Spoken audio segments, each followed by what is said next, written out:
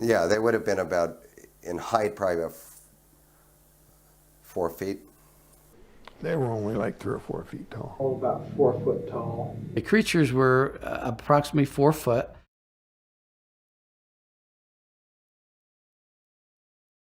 The feeling in the forest was very strange.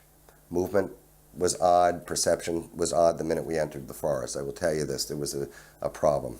Something was wrong. And there was a phenomena on the ground in this field. It was like a mist. It looked like a fog on the ground. And this thing was there on the ground, and it was filmed and it was photographed. It was so beyond anything, and it's right in front of us. I was at least 30 feet away from it at one point. Too close. There was a life form in association with it, and so I can just cut to the chase, which I perceived, I remember thinking, and you've heard other witnesses say this, and as children, what are these children doing here? And the mind starts scrambling. You know, they were humanoid. There was... you know the height of them? Yeah, they would have been about, in height, probably about 4 feet, really. I mean, you think of children. What I took to be a dozen, maybe 15 kids. And I'm shocked by that. And I'm like, Toby, man, what are these kids doing out here in the middle of nowhere, in the middle of the night? And he said, Terry, man, look at them. Those ain't no little kids. They're not human beings. Don't you remember? They took us and they hurt us. Come back, and there was 5 crates there, like 5 or 6, I think it was 5. I lifted one up, and here's this body there and floating in fluid.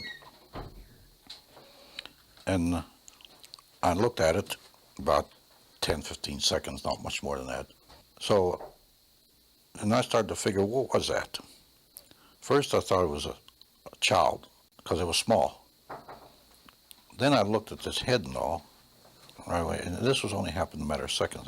Then I put the end back down, and the head was different, the arms were spindly, the body it was gray.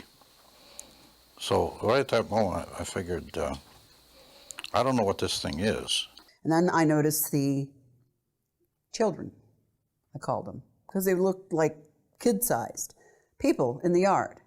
It seemed like they had been scattered in various parts of the backyard, but all came together in a line and kind of glided across diagonally the yard into this thing.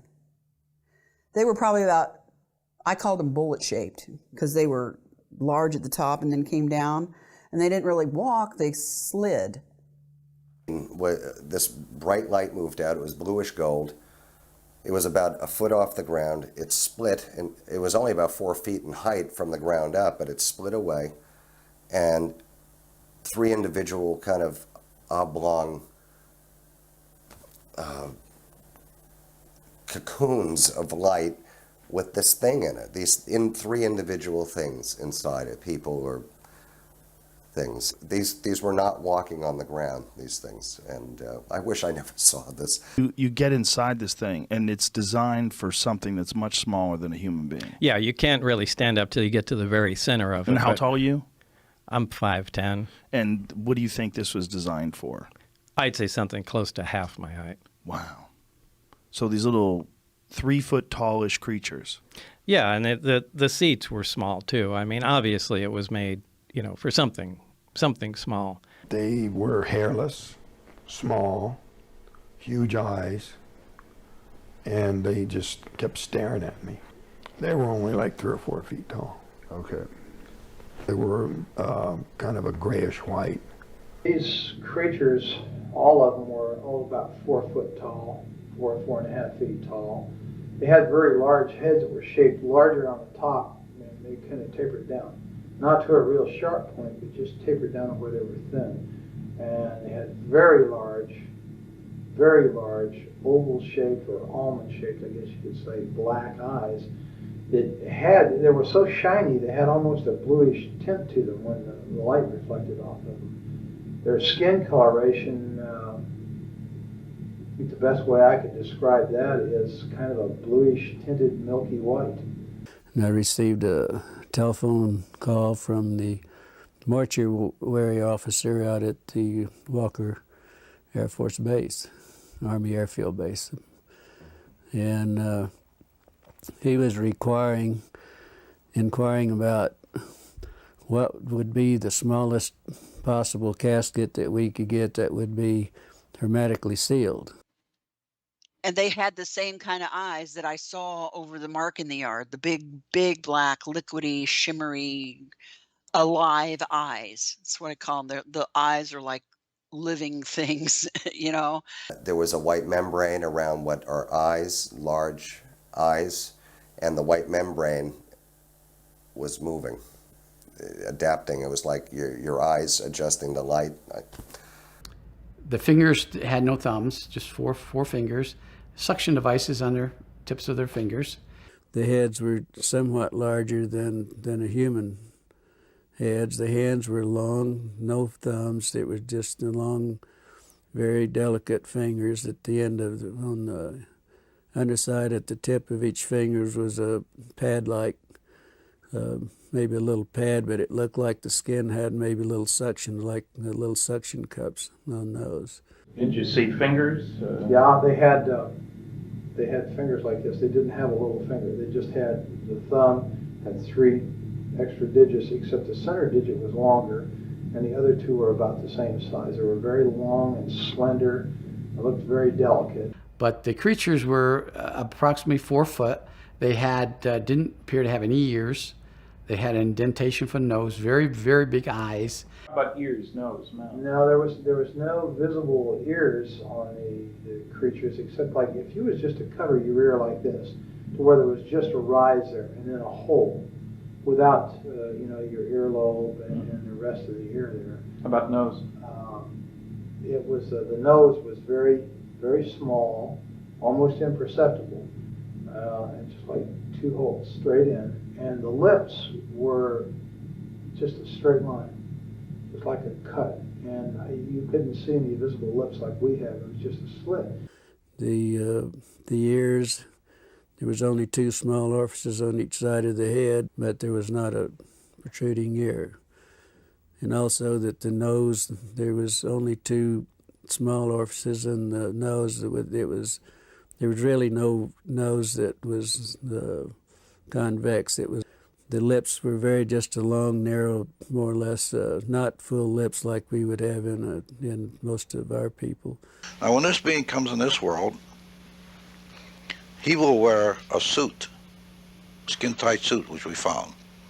His skin is atomically aligned, and his suit is atomically aligned.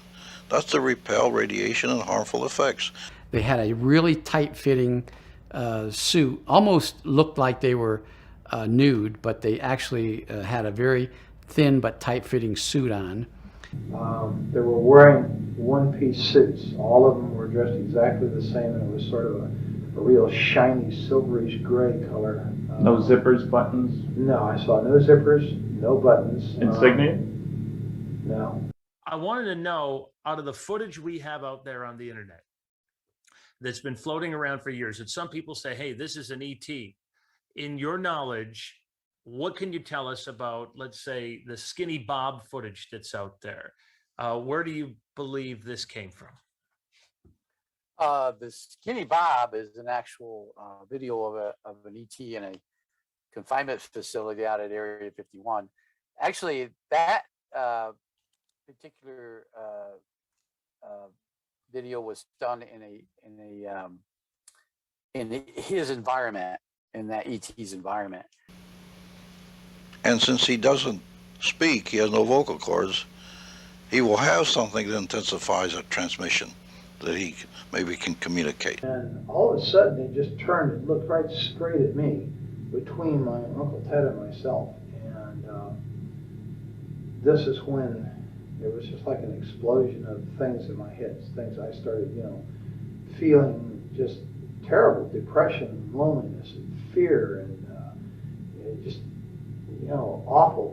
awful feelings. It just suddenly burst into my mind, and I don't know if that meant that it was communicating with me, and I was the only one there I could communicate with because I was a kid. I don't know. I never heard a sound one, not out of any of the creatures. Witnesses are coming out now saying, unbeknownst to us, there were 3 massive triangular objects over the base, over the forest, and over the Woodbridge base the whole time. because this was a huge object. It was triangular shape, about 3 football fields on either side of the triangle.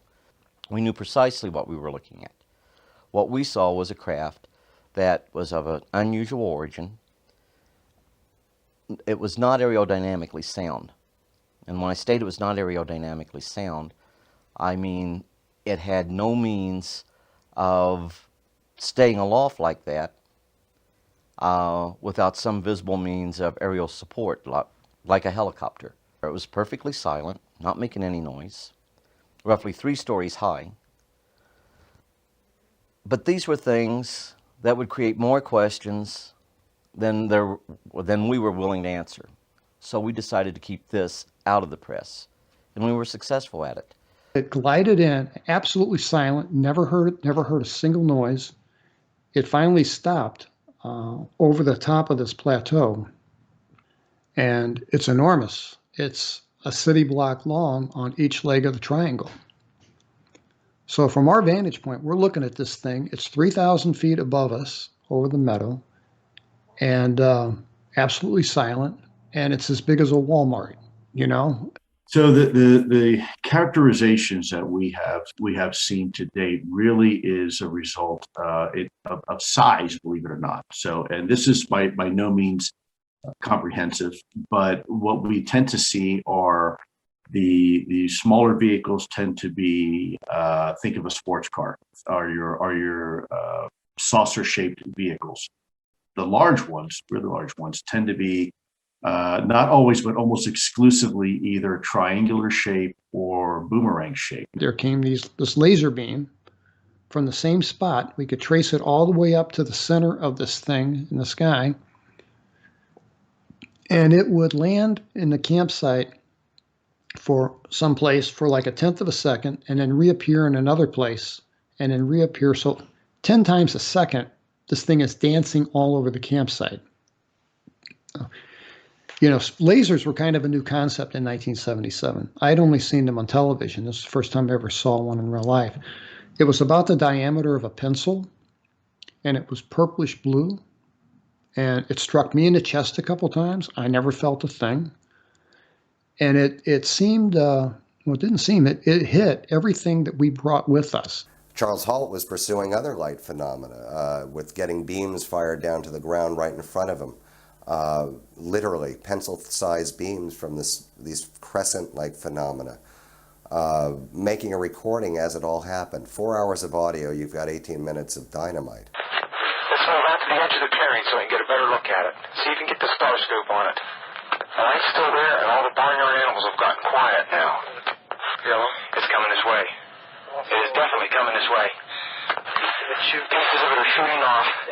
There is no doubt about it. This is weird. Now we're observing what appears to be a beam coming down to the ground. This is unreal. I was seriously burned. Toby was African American, so he didn't burn, but he was burnt. He was hurting. He could feel that he had been burned. And I was just red all over my body.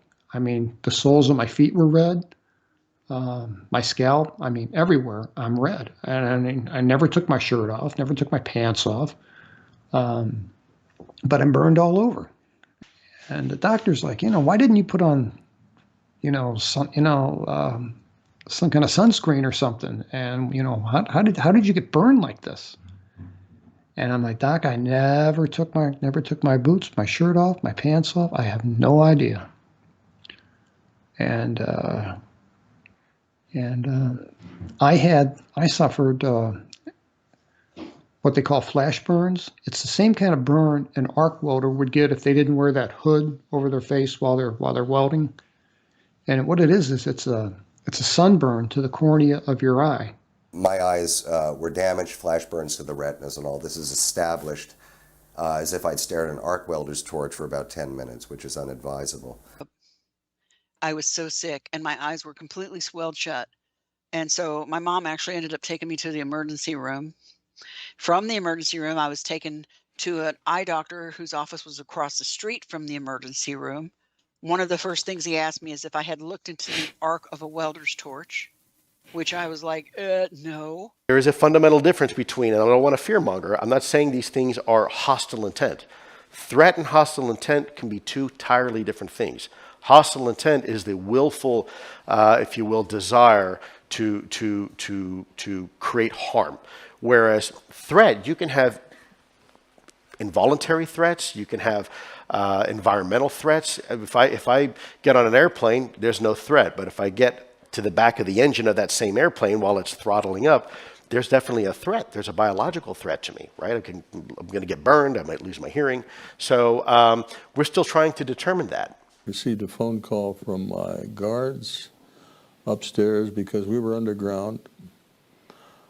And he said that they were seeing strange lights in the sky, flying very fast and stopping and reversing course and making maneuvers that they didn't think aircraft could make. And they were seeing a oval-shaped orange-red object hovering just above the gate of our facility. And he was frightened. He wanted me to tell him what to do. What should he do? We had to protect the weapons that we had.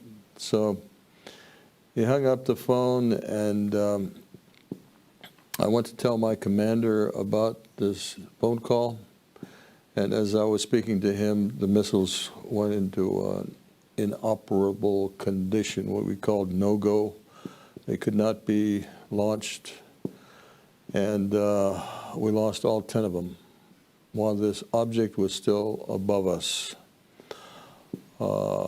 He reported this to the command post, and they told him the same thing had happened at another site, although it was a week earlier. But they also lost 10 missiles due to this object. What's the rationale? What's the reasoning intent behind it? We don't know, but that is communication. If you know, when we do a show of force, and if you know we fly an SR-71 at 100,000 feet and we don't want the enemy to see us, but if I take a couple F-22 Raptors and I fly off the coast of, let's say, a disputed territory in the South China Sea, I'm communicating with a country. It may not be through dialogue, but make no mistake, I'm communicating very clearly and very effectively my intent to another party. And so I think therein lies the question: are these things trying to communicate with us? And if so, will we be smart enough to recognize it as some sort of communication versus just two ships passing in the night? There is a strong undercurrent in our country of individuals in our government, particularly, that know the seriousness of this topic. Whether or not these are real, that's no longer up for debate. This is a fact. We're here, folks. The question is, what is it? Where is it from? What is its intent? And what can or should we be doing about it?